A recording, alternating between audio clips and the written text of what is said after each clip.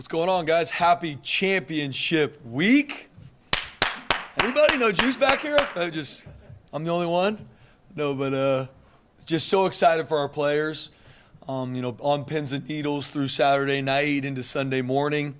Just so proud of our team and what they've been able to accomplish the past 2 weeks to find a way to get into this championship game and have a shot to go play for a championship and bring this trophy back to Boise, Idaho. So hats off to our players, our staff, and just so excited that we're back.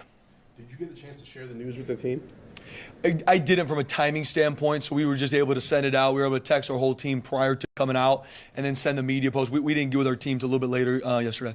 What was their reaction to making the championship game? Oh, they're so fired up. I mean, all Saturday, our players are calling me and text me like, Coach, talk to me again about these computer rankings. You're like, what's exactly going on here? They're a little bit confused with kind of how some of it goes down, which I get.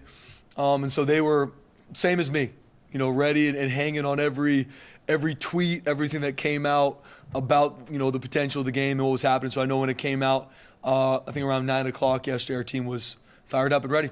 And what was the energy like in practice this morning? Oh, so we don't practice on Mondays.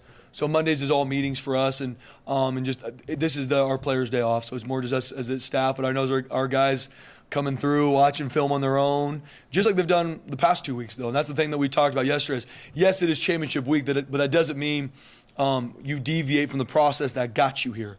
No one needs to overthink it. I don't need anyone to put a Superman cape on. Let's just continue with our process. Obviously, continue to find ways to do it better. But our guys went in here excited, watching film, and we'll be ready to go. Spencer, this is a ring game. How aware is the group of that? You get a ring if you win it. Oh, it's big time. I mean, our senior class has been through so much, John. And especially, 2.5, 3 weeks ago, no idea what the future held, no idea if there was anything after the end of the season. And now you put your head down and work and you do it together. And we're about to play in a championship game on Saturday. They're very aware of what that means, very aware of the fact that we haven't won a championship since 2019. Played in it last year, didn't win it, and so I told my guys it was awesome playing in it. Nobody cares. You go to that game to win it, and our team, our seniors are very excited for the opportunity to go bring that trophy back to Boise, Idaho. So just to clarify, you found out shortly before the release went out? Mm-hmm. Like how long before were you able to tell them? Not long before, I promise you that. I found out, and we were able to get it to our players. We're talking minutes, so it was quick, and it happened, and I was excited and fired up, just like our teammates were. After everything, kind of along those lines, just to be in this game now, just 2 weeks ago, like you said, you didn't look like it was going to be possible. What can you say about the resiliency of this team that I guess hasn't already been said? Yeah, no doubt. I mean, first off, you guys know me. Thank you, Jesus. I went to sleep Friday knowing, like, God, you are in control. But just the resiliency of our team, not only on the field, but more importantly off the field, with the amount of things that have pulled at our team and could have easily been reasons for us to fray and for people to go their separate ways. This team has not done that. And that is a testament, once again, to our players and to this staff. And I think the world of every single person in this building, and they prove that every day. And so that's where, when getting the news that we're playing in a championship game, my heart was filled with joy because of what these players deserve it. This staff deserves this opportunity, and we're excited for it. How much fun is it just kind of lean into all this? I mean, there are some coaches that really lean on the control we can control, but it seems like everybody's just kind of embracing like the pretty cool moment right now in the last couple of weeks. No doubt.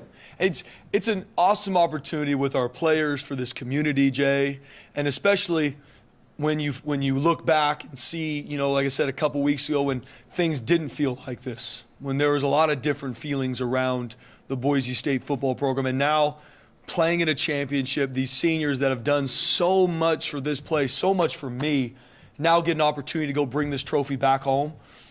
It just brings my heart so much joy. And so soaking up the moment, obviously, as you're working your tail off to prepare, because obviously, I know we'll get to it here in a second, UNLV is a phenomenal opponent. They deserve to be in this game, and we know they'll be ready for us as well. But just taking a moment even yesterday with our team to, just thank them for the work they put in. And then also understand, hey, guys, I asked you for 2 weeks. You handled business those 2 weeks, and now we got another one. You deserve it. So now let's make this our best week, and our team's excited to do that. Spencer, when you look at film the last 2 weeks, specifically when it comes to X's and O's football, where do you see this football team different? Mike, I'd say the biggest thing is that there's obviously some schematic stuff that we've been able to tweak, some techniques we've been able to focus on, but our team's playing fast right now. Once again, testament to them. Testament to our strength conditioning, testament to our trainers. So that's a holistic group effort to make sure, and once again, testament to our guys, making sure they're going to sleep on time, taking care of their bodies. So, but if we're looking at one thing the past 2 weeks, it has not been perfect schematically, it has not been perfect across the board, but our team is playing fast. We are on the attack in all three phases. That doesn't mean it always works out perfectly, but our team is on the attack, Mike, and that's something I'm very proud of, and that is built in the mentality of what we're going to be in all three phases. You mentioned UNLV. How crazy is it that's been since 2019 since you guys have faced them? Like, that was a lifetime ago, it seems like, with this program. And does that present a unique challenge, not having faced a program in like 4 years? Yeah, just like any week, although it is a championship game, it's still another week. It's another game that we're going to go through our process as a staff, offense, defense, special teams, to go through it. And we've obviously looked at them throughout the year because you have common opponents. You know, they've played Air Force, they've played Wyoming and some teams. So we've been able to see them as we've gone through. So aware of who they are offensively, defensively, and special teams. But obviously playing a team for the first time with a new staff that's done obviously a phenomenal job in all three phases. They have weapons across the board to be able to exploit you. It's one of those things that we're very excited for the challenge. So is our team. You work your tail off for 12 games to get an opportunity to play in a championship. Our team has done that. They deserve it. And we know UNLV feels the same, so can't wait for Saturday afternoon. You look at last season, and I think the San Diego State game was a turning point, right? Taylor's first start, Cutter's first game as interim OC. You guys rolled from that point. This year, you're 4-5 after the loss to Fresno State, but you guys have won 3 in a row. Can you pinpoint a turning point in this season right now?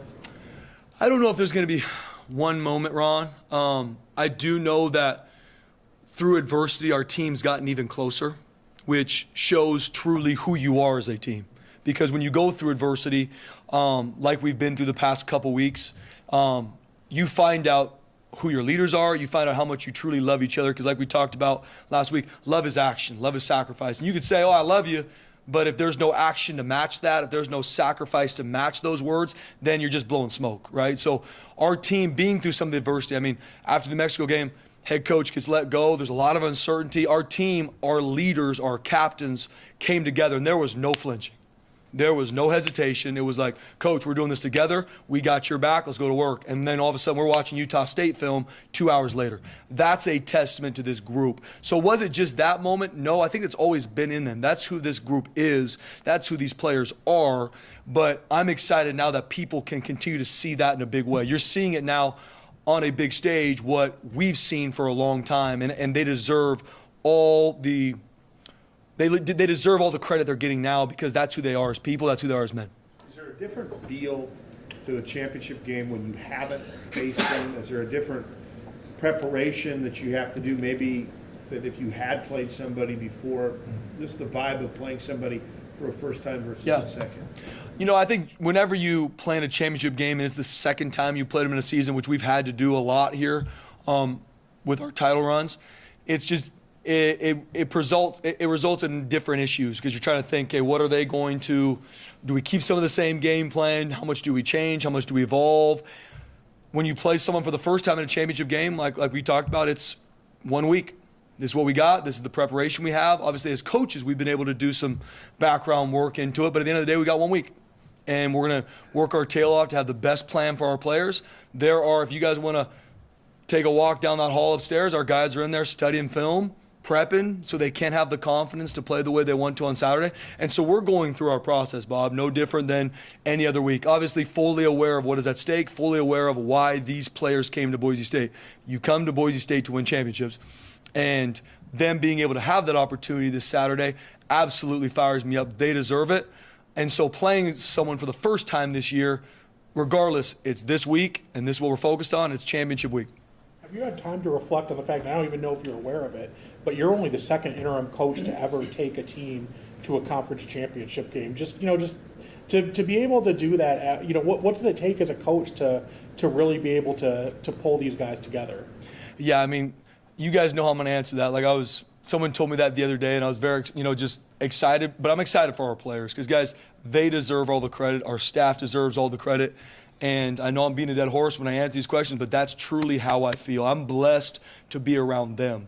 And like we talked on Friday after the game, I was crying almost the entire time going through senior night when the seniors were walking the field because of how much they've impacted me. So when I'm able to see them win these games, I'm able to see them earn the right to play in a championship, that's right where my heart goes, because that's why I do this. That's why I coach, is for them, to impact them. And so proud of them and our staff. They deserve a shot to win a championship. And we're going to go down there and work our tail off to handle business. So that's right where my mind goes. It's cool to hear some of the stats about these things, but that's not what motivates me. That's not what wakes me up and gets me fired up in the morning. It's about these players, it's about these kids, and it's about bringing that trophy back to Bronco Nation. It kind of feels like a weekly update for you, but the coaching search has become pretty transparent with what Boise State is doing, and they're talking about in-person interviews and meeting with people and getting really close to identifying the finalists. I'm just curious, is there any update on your status as you continue to pursue this vacancy, obviously? Yeah, Jay, me and the leadership, Jeremiah, we had a really good conversation yesterday and went through a lot of the process together yesterday. But obviously with the fact that we're playing a championship game, they were respectful of times. We had a great conversation, and then came back to work and had a staff meeting and focused on UNLV. So respect, and that's really about where I'm going to leave it right now. But we had a great conversation yesterday with them, together on about myself and the vision for this program, if that's where they want to go with. And then I came back and led this team. So that's where we're at. Was that a formal interview then? Would you call that an interview, Spencer? Yeah, it was. Okay. No, it was. Yeah, like I said, I'll be open to you guys that it was. And at the end of the day, that's where we left it, and I'm excited for this week. What is your vision? And, I mean, not that you need to share what you said yesterday, but what is your vision for this program? Yeah, Mike, I really want to focus on the fact that this week is about our players winning a championship. It's about this team and their pursuit for everything they've been through to go win a championship. So Mike, I promise you guys we will get to that. God's works in mysterious ways. If this is where this goes, I trust him, and I'm fired up for the opportunity. But this week is about our players. This week is about them winning a championship, and whatever happens after that, I'll be very excited to have a lot of those conversations with you guys. Lots of coaches are leaving right now, and you see the residual effect of that. A lot of players going into the transfer portal. Indiana's lost 9 in the first 24 hours. Since this change has happened, you've lost 0. As a matter of fact, you picked up 1, the punter from San Diego State. So, going behind the scenes, how much of that is happening organically, and how much are you trying to be proactive to make sure that this is happening? I think a little bit of both, Mike, because at the end of the day, how we take care of and treat our players, motivate them, obviously hold them to a high standard, but when you hold someone to a high standard, if they know they're developing and becoming the best version of themselves, they want to show up every day. Although it's hard, they know it's helping them, so they're going to stay put, they're going to do it, and they're going to do it together. And that's the biggest thing we focus on. Instead of, so it's both. We're trying to be proactive with our guys, but every single day we're building into them. We're holding them to a high standard, but then they're seeing themselves get better. They're seeing themselves make more plays on the field. They're seeing themselves grow not only as a football player, but as a man. And so they want to be a part of that. Yes, there's a lot of uncertainty. There's a lot of conversations that I have to be proactive with our team when they're asking, Coach, what's going on with the head coach search? What's going on with blah, blah, blah? And I'll tell them exactly the same thing I tell you guys. Guys, right now, no decision's been made. Our focus is UNLV. Our focus is whatever it is. And what I'm extremely proud of is them being able to keep that focus here, because you better believe, Mike, these guys are getting pulled at in a ton of directions. If it's not only their family, their high school coach, other coach, that is the reality, because of the fact that this is where we're at. Especially a lot of our players that have played a lot. That's just the reality of college football. And so them being able to push away the outside noise, focus on the here and now, I'm so proud of our players doing that. And so from our coaches to our players to our leadership, proactive in the fact that we're coaching them hard, we're holding the high standard, but we're having a smile on our face, because you can do that. That's the way it should be when you're working your tail off, do something great together. And these players want to be a part of that. And so nobody leaving is a testament to them. One more quick follow-up on the coaching search. Do you have any plans to meet anybody else this week, or is it 100% Vegas on Saturday? It's 100% Vegas on Saturday. No other plans, not one bit. What about UNLV? As you watch them, I'm sure you're going to delve in a lot more. Yeah. But what sticks out? Why are they here? What do they do best? Mm-hmm. I mean, guys, they are very balanced in all three phases. They do a great job. Obviously, they're getting a lot of pub of what they've done offensively, and they deserve it. I mean, they're the number one offense in our conference in almost all offensive categories. They deserve that. They've got a talented young quarterback. They got a bunch of tailbacks. They got a receiver that I think is one of the leading receivers in the entire country. And then special teams wise, they will be on the attack. And they got a dynamic punt returner that's also one of their best receivers, number 21. So he's going to be an issue that we got to make sure we're dealing with on two of those phases. And then defensively, you talk about a defense that is on the attack. I mean, they create takeaways. They're creating a lot of different looks pre and post snap. So from different stems to different pressures, coming in and out of 3 and 4 down structures. Obviously, Coach Odom's done it at a high level for a long time, and their defense plays with a chip on their shoulder. And I respect how they play defensively. So across the board, they're going to find ways to attack you. And they're in this game for a reason. And they've only had one loss at home, and it was last weekend. And so we know it's going to be a tough place, a tough environment, but we know Bronco Nation's going to travel well and be there as well, and so we're fired up for the opportunity. Gatorade bass, crowd surfing. I mean, it seems this program just means the world to you, and if you got it, it'd probably be the highlight of your life. How much fun have you been having these last couple weeks, Spencer? Guys, I've had an absolute blast, and like I said, I don't say that, and not just because we've won these games. And obviously that's a big part. I'm not going to be crazy and tell you it's not. But being able to be around these young men, be around the staff, and help lead them to continue to work their tail off to accomplish something like I believe we're going to, it just brings me so much joy. And once again, I thank Jesus every day for the opportunity to be here, to be around these players, and just to have an opportunity to impact them. And more than anything, an opportunity for them to impact me. Because I promise you, it is 12:15 in Boise, Idaho, and there's going to be 2 or 3 players that impact me again coming through the halls at some point today, because that's how it happens every single day. Tomorrow when we practice, when I see their smile on their face when they walk in and they're excited to go out to practice and work their tail off to go win a championship, it touches my heart every time. And I can promise them that they're going to get my best, they're going to get the staff's best. So there's a lot of moments through this process that have brought me a lot of joy, but I think holistically, just being able to be around this group and see them blot out the outside, push away the outside noise, focus on each other, focus on what matters and what we can impact now, and they've done that, and I'm a firm believer that's going to change their life in the future too. Is 2 weeks the highlight of your career? So in your coaching career, are these 2 weeks? Is this the most It's close. It's definitely close. I mean, obviously throughout, for me, the highlights of my coaching career are not just what happens on the field. And like we've talked about that, I don't think I will ever say that. I will never talk about my success as strictly wins and losses. My success is what these players 5, 10 years down the road are doing. Them becoming elite husbands, fathers, like that to me, success for me. So, but in regards to some of the joy that I've had with this team and the moments we've had together, they are moments that I've had these 2 weeks that I will never forget as long as I live. Have you reached out to anyone to kind of get advice for leading this program? Sorry, Jay. Oh, a ton of people, Ron. I mean, and we can go, from Coach Peterson to Dirk Cutter to, I can keep going, Bronco Mendenhall, a lot of people that have just even been head coaches that I've known, reach out, even a text, just because I know what I don't know. And I want to be intentional to make sure the product these players have is the best. And how we're leading them, how we're doing it, I want it to be on the cutting edge. I want to be on the attack. And I want to make sure that I'm reaching out to everybody I can find to make sure we're doing it the right way. And I see it, I'm a firm believer. I want to be that way until the Lord puts me 6 feet under. I want to be that 85-year-old guy that brings his notebook and is taking notes everywhere he goes, because you should always be on the attack. You should always want to find and learn something from someone. I think the second you feel you've got it figured out, you are caught slipping. And I don't care what profession you're in. That's just how I believe. I think you always got to be relentless to grow and learn and improve, regardless how successful you are or not. And that's really my mentality.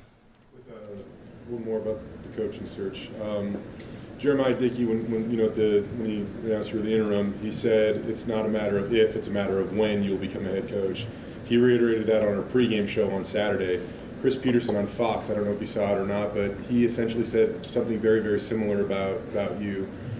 How do you prove that when has arrived and you're no longer worrying about if? Yeah, no, and Jay, that's a great question. And through this whole process, right? Obviously, we've talked about how much these players, this place mean to my heart, and how much I feel called here, right? I legitimately feel called to this place, these kids, this community. But my focus from the second that I was named the interim coach was 100% focused on this team and us finishing this the right way. I had communication with our players that grown men finish what they start. We're going to do this together. And so that has been my focus. It truly, from my heart, has not been to prove that I'm ready to be a head coach. It has been to focus on these players and finish what they started as a senior group and as the 2023 Broncos. That's been my focus.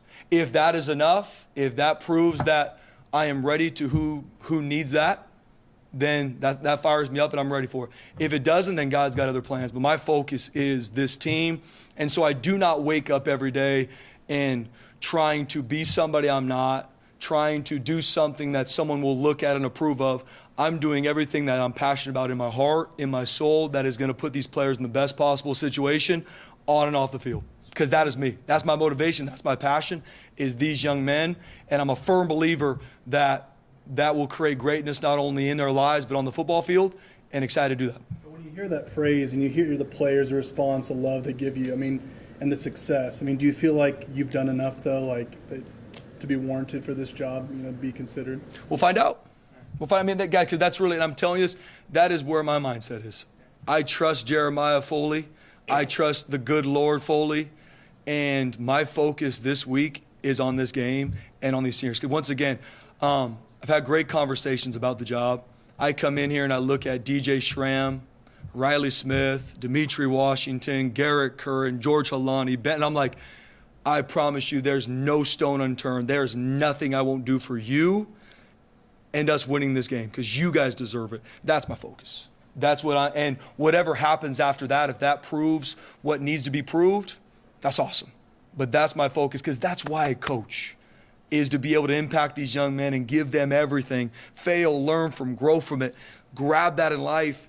That's the only reason I coach, to impact them and make them champions. Because like we talked about a couple weeks ago, I want every single one of our players to be world changers. That's success for me.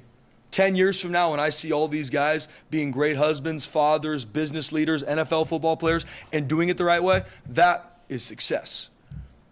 And I'm a firm believer, you create elite men, football takes care of itself. You'll win a lot of games, a lot of big-time games with that group.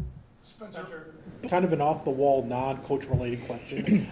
Just kind of a thought I had this week while watching the game. We've talked a lot about JFR. We've talked a lot about Jonah Dalmas, but they don't do their job if the long snapper can't get the ball. We haven't talked about Mason Hutton once this year. What does he bring to the team, and just kind of what's the consistency to have someone who can get your special teams guys the ball? 100%. It is one of those positions we joke about is you won't know his name until what? He screws it up, right? That's the reality of the position usually. And Mace does a great job. Once again, how he practices every day, how he's dialed in, because it is one shot. You don't got any read. Bad one. Let me get that ball one more time in game. You got one shot. And he is on point every single time. And not only is he on point with it, but especially in regards to our punting. He's one of the first ones down, too. So it's not just the snap itself. It's him going to cover some of these monster punts that James has, which he does have some monster punts, and he deserves all the credit that he's getting. But there's a lot of people around him, not only Mason, but especially our punt unit in regards to covering these kicks to be able to get the net yardage that he's getting. Skill set, or what exactly do you look at when you try to determine who's going to be a long snapper?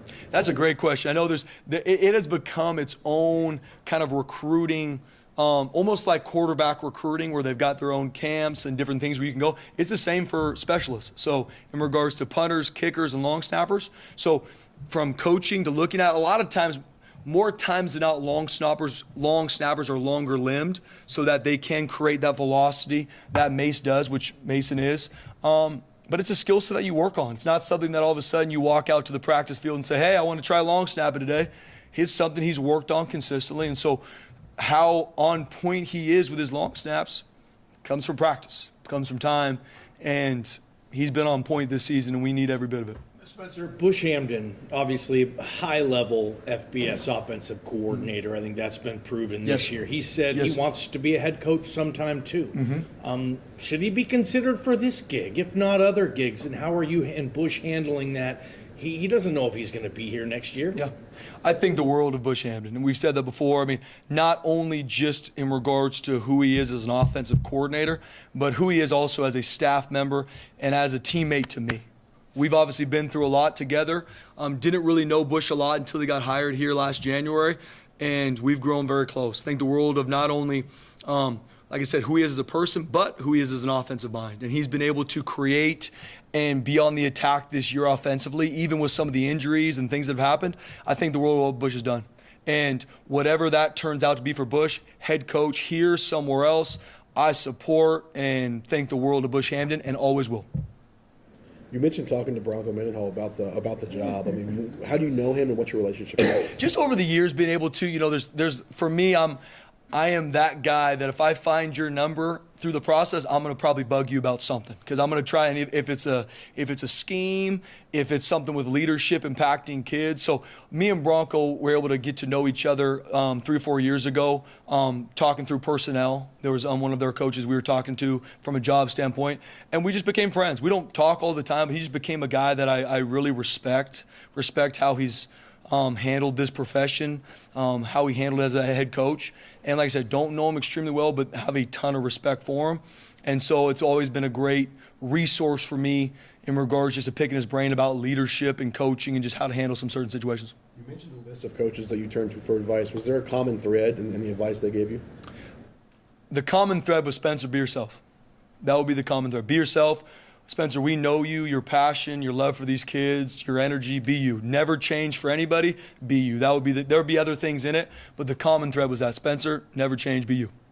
You mentioned UNLV's offense, but you hadn't really talked about the defense yet, but what did you maybe see that, especially after that San Jose game where they give a lot of yards on the ground, you have great running backs, like what kind of things do you see from their defense? Yeah, so defensively, like I was talking about earlier, is they're able to create a lot of confusion with their front. So they'll base a lot out of a 3-down look, but they've got a couple linebackers, like number 7 in particular, makes tackles all over the football field. He'll make tackles in the wind back in the C gap. They might blitz him through one of the A's or B's. So I respect how they show you one picture and then post-snap able to change it quickly. They've got some good DBs that can cover, but I like their mentality they play with. They play with an attack mindset. They got some good max drops, but then, like I said, they've got no problem coming and getting you as well, and they've got the DBs to cover. So, but obviously we saw what San Jose State was able to do, and just like anything defensively, I know they're going to find ways to get those maybe misfits or things fixed. So we know they'll be ready.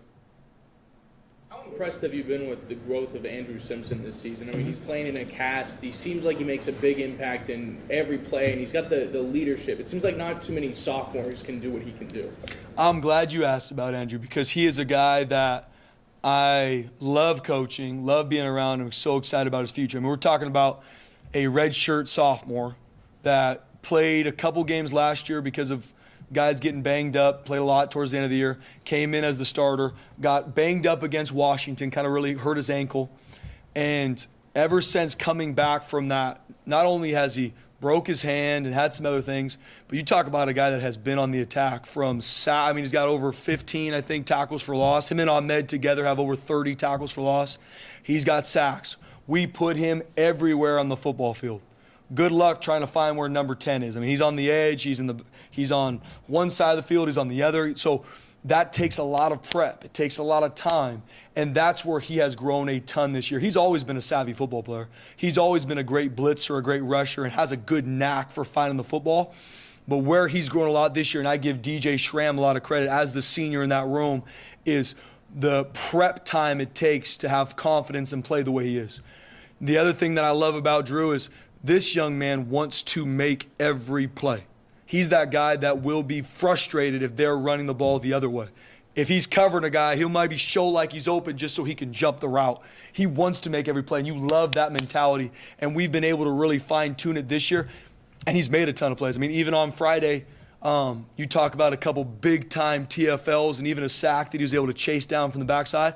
He's just playing extremely hard. And like we talked about, the biggest difference probably the past couple weeks as a whole team is number 10 is on the attack. Like, and you watch it. He's not perfect. There's still a lot of things that I'm excited for him to grow in, and we talked about it together yesterday.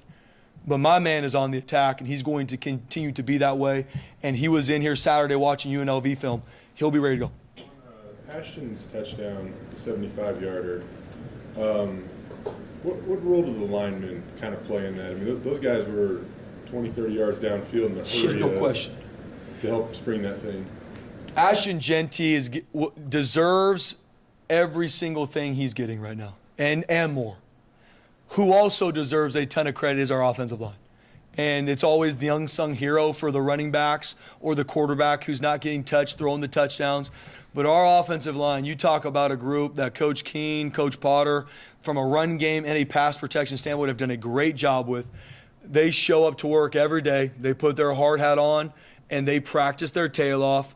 And all they do every week is just absolutely create and impose their will on a defensive line. And not even a defensive line, it's the secondary as well, because there's guys 25, 30 yards downfield booking it because of these plays that these tailbacks that they're able to create for them. And they don't ask for any credit. They're not looking for anything. They care about this team. They care about their teammates. And it chokes me up talking about, because you talk about the humility that takes. That's uncommon. That's hard for people to have that humility, and they have it. And they are relentless to improve. Once again, they had a meeting earlier today on UNLV and getting a jump on them, Jay. That's this group. And they will be ready Saturday, and they deserve a ton of credit. So do Ashton, so does George. But that group deserves a ton of credit. How long was your interview with Jeremiah? Guys, a lot of those specifics I'm going to keep. I just want you guys to be aware of the process, and it was a great talk, but a lot of those specifics I'm going to keep to myself right now. Appreciate that. I know we ask you about Ahmed almost every week, but he's having such a great season that it seems warranted. You know, I know you could see that he was a great athlete when you were recruiting him. I know you knew his brother, but he was so raw when he first got here. What was it that made you confident that he was going to be a successful player? His mentality. You talk about a young, and obviously there was an athletic skill set he had. Explosive, big, strong, had a really good idea of those prior to him coming here. But when a young man is, first off, grateful for everything they're given. Like we've talked about here before, the first time Ahmed got a protein shake, it was like I gave him $1 million. It was like, can I get one of these after every workout? I'm like, you can get 2 if you want. And it was like, oh, man, Coach D is the best thing ever. Right? I think from that night on, he's like, I love you forever. That's my guy. But he's grateful for everything he earns in everything, in all facets of his life. And so little by little, day by day, week by week, you just know he's going to develop. He's got a great skill set. He's tall, he's explosive, he's strong. So it's not like that was just something that we created here. He had that. But our strength staff and our coach have done a great job developing him. He's always had that mentality where he wants to and will put the work in to be great. Because there's a big difference between wanting to be great and earning that every single day. Ahmed earns it every single day. You guys come out to practice tomorrow on Tuesday. My man, like we talked about, has tape on almost every joint of his body because of how many plays he's played and how violent he plays this game. But he will practice no different. The way you see him practice tomorrow is the same way you saw him play on Friday. Will be the same way you see him play on Saturday afternoon. He deserves all the recognition, and Mohamed's best football is in front of him. I think he's one of the best defensive players in the entire conference, if not on the West Coast. Seems like he's improved so much from the start of the season till now. If I'm somebody looking at him from the other team's side, what would I look at and see the biggest difference between, say, week 12 to week 1? I think just the consistency from him. To start this season, there was maybe 1 or 2 plays in a game that you would see him kind of jump out at you. He's always played has always played with a relentless motor, been on the attack. But there's been some times early in the season where some of the big-time plays you're seeing consistently was not showing up as much. Now, they're showing up almost every drive. Because if you don't find a way to deal with him, he's going to create a negative play for you, pass or run. And that's when you know you're operating at a high level as a defensive end. When they have to have an answer for him. And whatever that is, it looks different from the team we play, but UNLV is going to have to find an answer for him because of what he has proven to do consistently. And Ahmed deserves that. The recognition he's going to get because of that, Ahmed deserves. And once again, his best football is in front of him. and I think he's one of the best players on the West Coast. He was good last year, but he's great this year. I mean, can you pinpoint the moment when things kind of started to click for him? Was there a moment in practice that you saw, or maybe a meeting or anything like that? I don't know if it's one moment, Ron, because just like anything, we're a developmental program. And our goal is to find young men with a certain skill set, physically and mentally, that we can develop. And then all of a sudden, 1 or 2 years, everyone's like, where'd you get this Ahmed guy from? Or where'd this guy? That's what we do. We develop these guys, and then they become not only champions and elite football players on the field, they become great citizens and students off it. Ahmed's no different. Ahmed came here with a lot of great skill sets in regards to athletically, but he had never really played a lot of football. I mean, he's come in here from really 1 year of football, if you count COVID. So it's going to take some time, and we knew that. We knew, though, that the sky was the limit for him because he's going to be the first one here in the building every day, one of the last one to leave. He's always going to have a smile on his face no matter what. And he was going to develop consistently.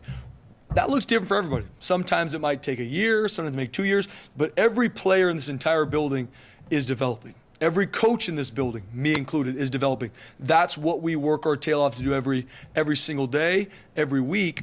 And so last year, Ahmed was exactly where he was supposed to be because he was still working his tail off to improve. Had a great offseason, had a great summer, a great fall camp, started the season, and every week has what? Gotten better.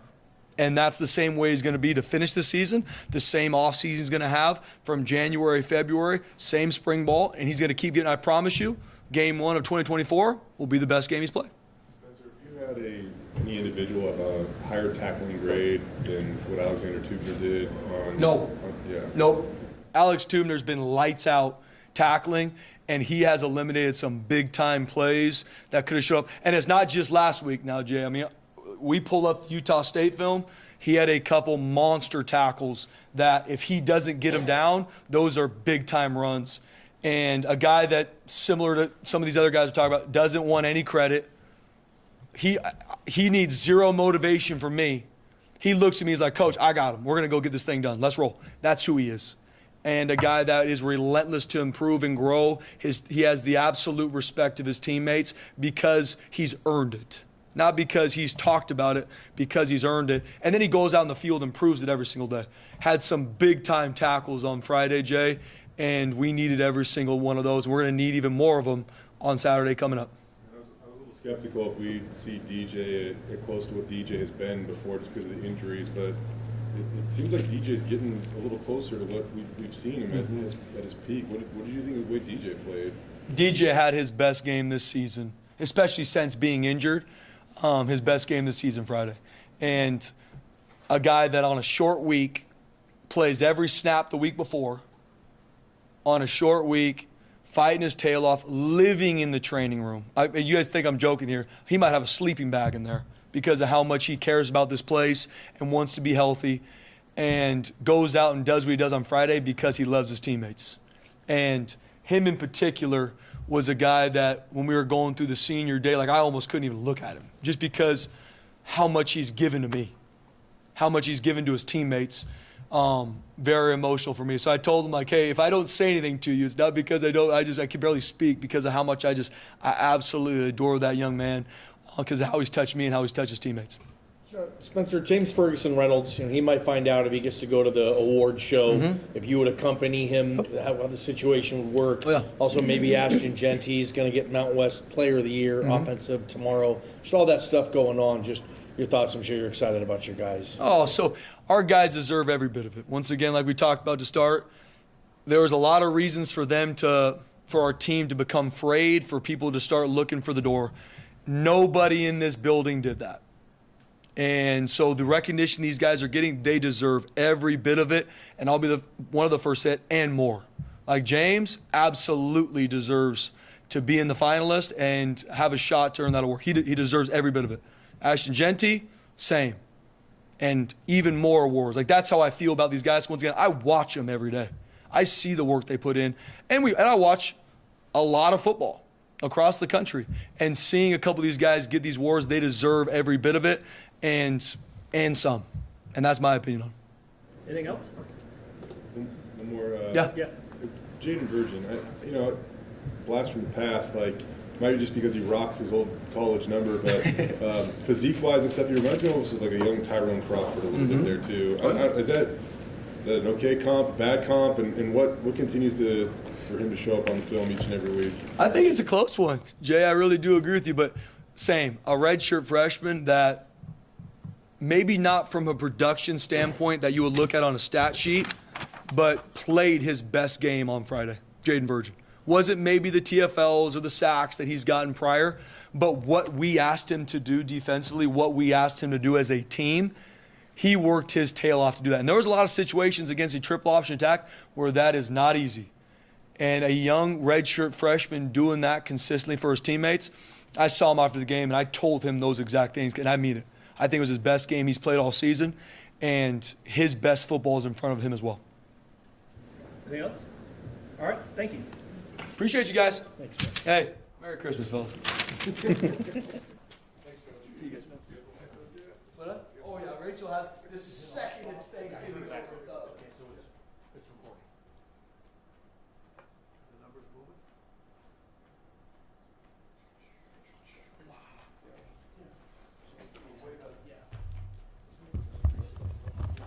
I almost came on Sunday night.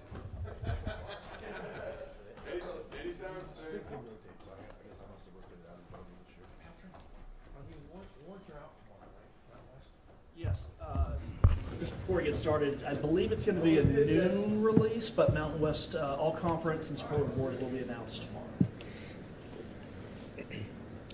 What's up, guys? Bush, why do you guys been so effective in the screen game this year?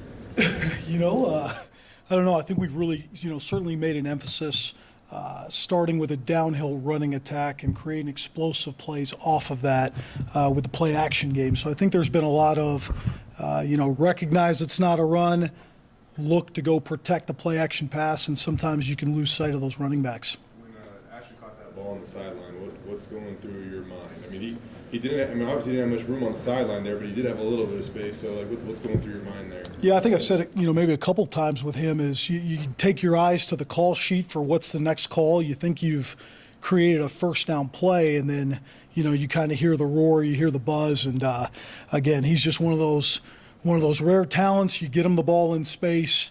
It's one thing to know where he's at, but it's another thing to bring him down. Spencer talked about this offense playing fast. He actually talked about the whole team playing fast, and that was the biggest difference over these last couple of weeks. How has that benefited your offense? I don't know if we've necessarily been extremely different, Mike, from our plan.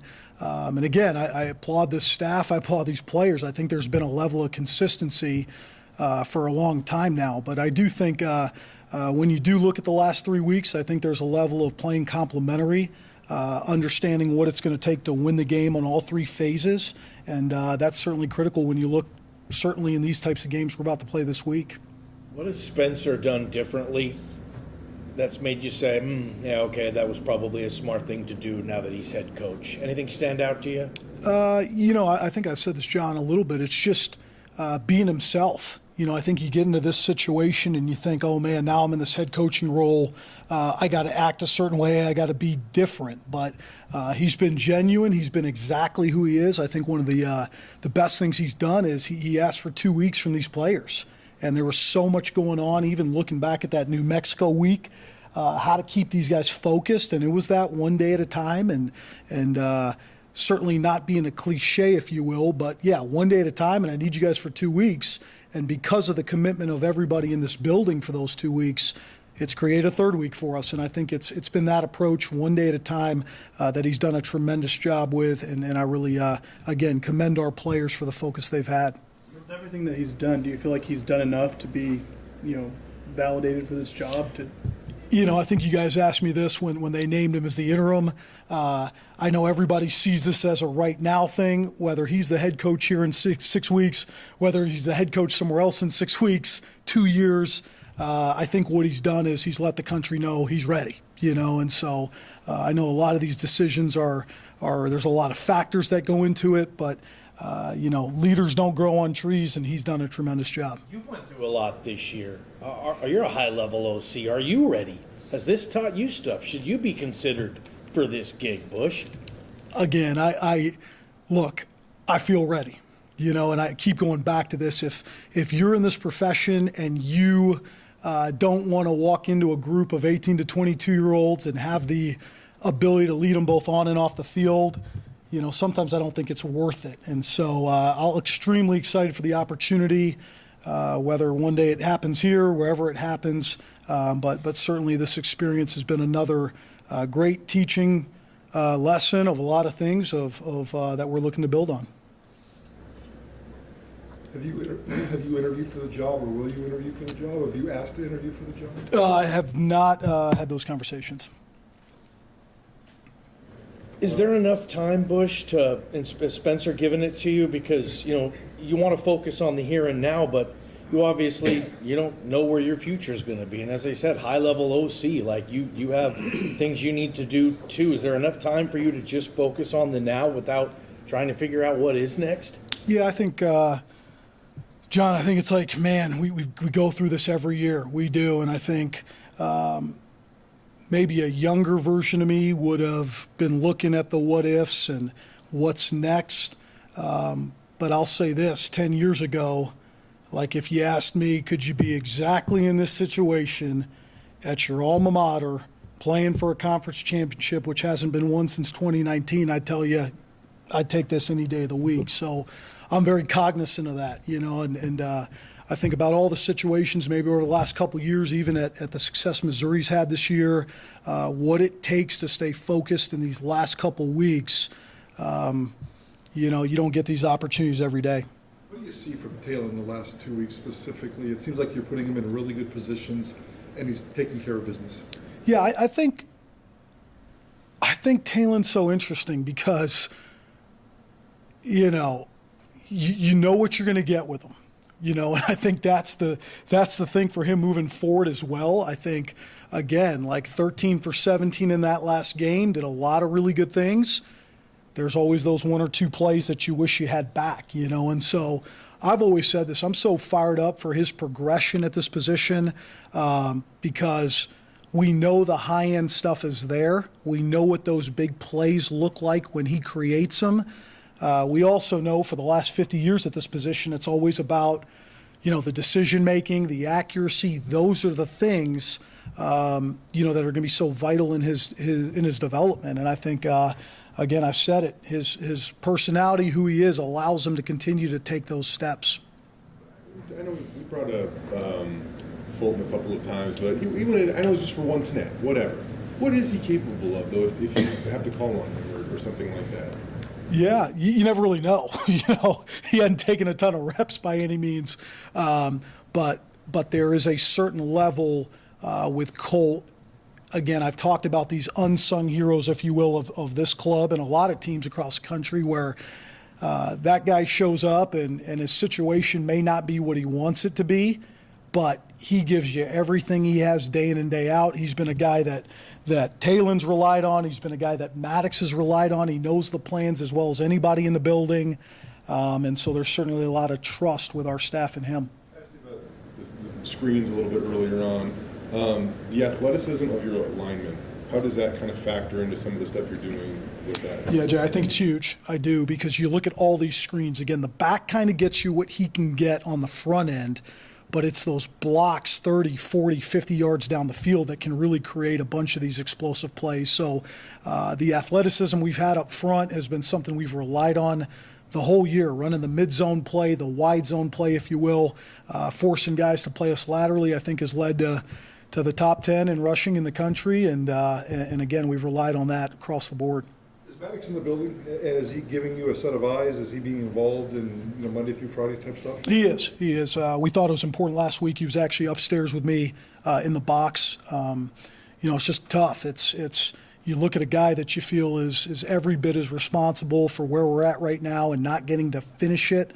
But those guys are the guys. I think there's a lot of guys that would probably take time off and be away. He's one of those guys that wants to be in the building. He wants to be at this championship game. And again, that's a testament to him and everything he's about. Friday with the crowd surfing in the locker room, where were you at, and what was that? Was that kind of cool to see the way the guys have just responded to Spencer like that? Yeah, it was super awesome. I think for me, it was like the first time my son was on the field after the game, and just with it being a 2 o'clock game, it was like not past his bedtime. So just a really special moment to be around him, my wife, my kids, and just experience that again. I said this about this team. You have those years maybe we've all had where things are going perfect and you get on these runs at 12-0 and all that, but I'm not sure I've been part of an organization that's gone through what this team has to get to where we're at, and it's been a great experience. I think Matt Wagner's played in a couple of his opportunities, and obviously he made a nice little play for you on that touchdown run. Yeah, awesome. Again, it's like there is no doubt in my mind, even before I got here, I remember going to a couple other colleges for camps, and they were talking about Wagner and how impressed they were with his high school stuff. But again, you just never know how a college freshman is going to react in big moments, and I think it's really a testament to him getting these big games and being able to handle that. He did not know that he was going to have that role till I believe Thursday last week. We lost Tyler Crow late in the week. He had to step up, and I think about a lot of guys on this offense. I think, again, we know about the veterans, we know about the juniors, the seniors, and how they've played. But you go back to guys like Cage Casey, you go back to guys like Roger Carrion, who have stepped up in big-time roles as young guys, and it's led to our success. Do you have an inkling, an idea of what George is going to do? He has another year. I don't, other than knowing George is a veteran, and what would that make it? Would it make it 6 or 7, or it'd make it 6? I don't. I know the guy loves ball, but again, I think I think there's aspirations to play at that next level, and there's certainly he's taken a lot more hits than you and I have in our careers, and so I'm sure he'll figure that out here soon. Riley Smith's new equipment is rocking there. None of these players have ever seen the movie The Program, but when he came out there wearing that thing, I was like, it took me like back to 1990, and he had the big neck roll on. So, but what I think of Riley again in his situation with a game or two left. A lot of guys would have shut it down, and for him to be out there and doing whatever it takes to make the big play he made in that game, can't say enough about him. Yeah, cool to see him get some production in that game too.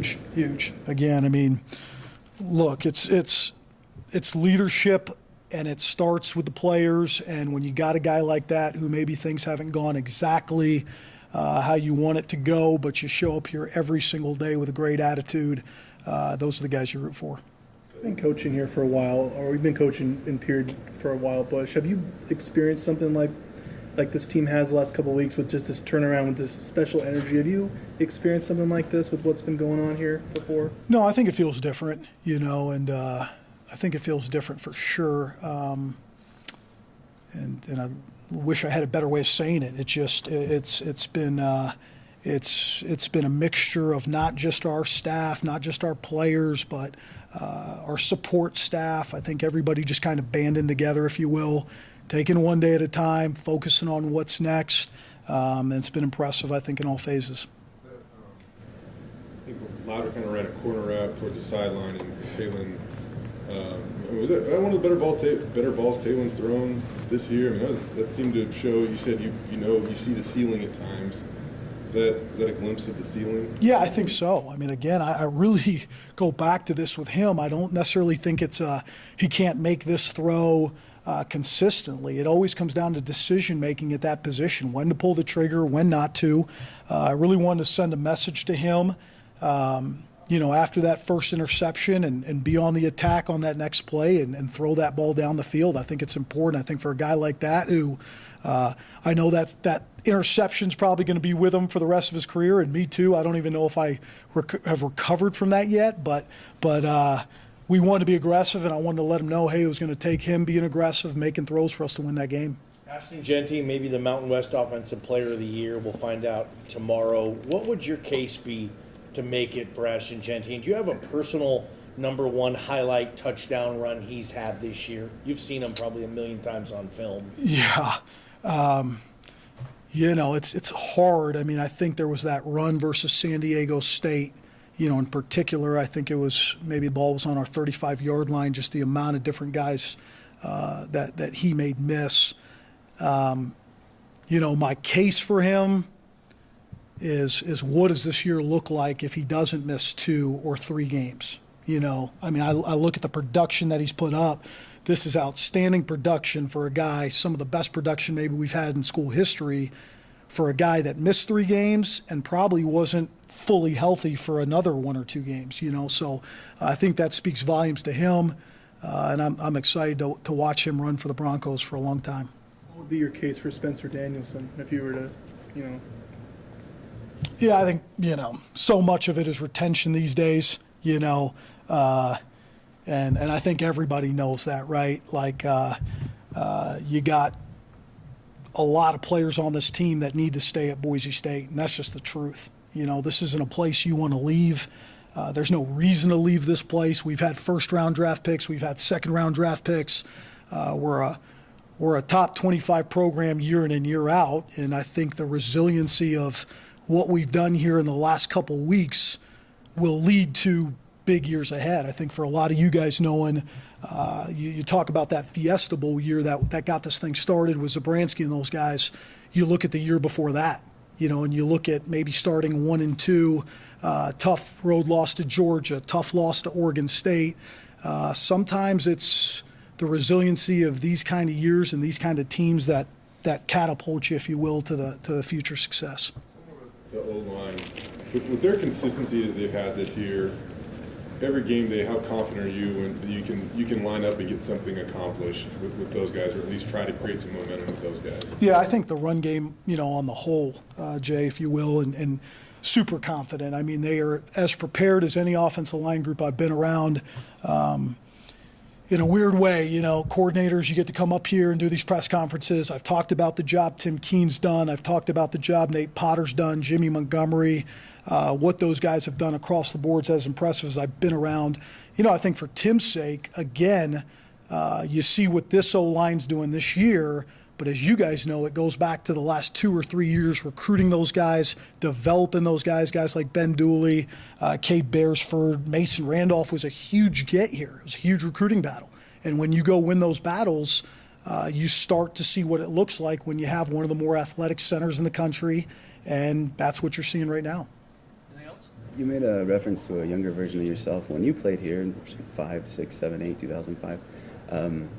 Tight ends were featured frequently, and it seems like, aside from a 9-year touchdown year from Jake Rowe a few years ago, tight ends aren't as prominently featured, but it kind of seems like you're trying to bring some of that back. Is that something that's kind of intentional, or is that just kind of something that's coincidentally an opportunity that's presented itself, especially the last few weeks even? Yeah, I think every week, you're kind of you get in on Sunday and you start looking at who needs to touch the ball, and certainly, as you guys know, I mean, again, I go back to fall camp, right? Like Latrell Cables was a huge loss for us, right? And then you go and you look at Eric McAllister not being here, and then you look at Shea getting hurt, and the list just kind of keeps going.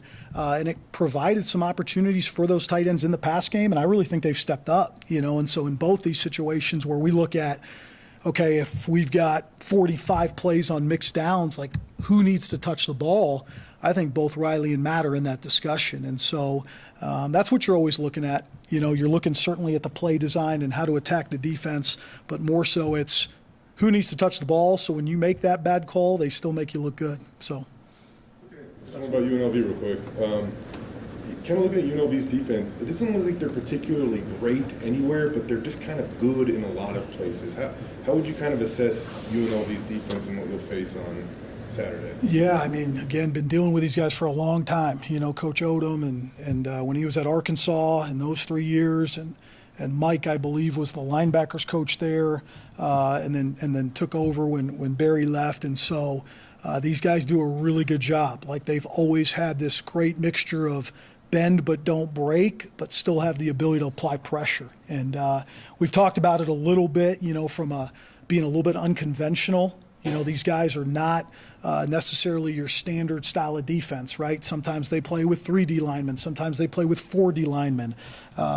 half the time they drop all the guys. The other half the time they play man in your face. And so they've done a really, really good job of putting this defense together for a lot of years, creating a lot of conflict, especially in 1 week's time, if you will, to prepare for them. Anything else? All right, thank you all. Appreciate you guys, man. Thanks, Bush. Vegas, we going Friday or we get there early? You guys probably get there like Wednesday, man. Staying at the Bellagio. Yeah.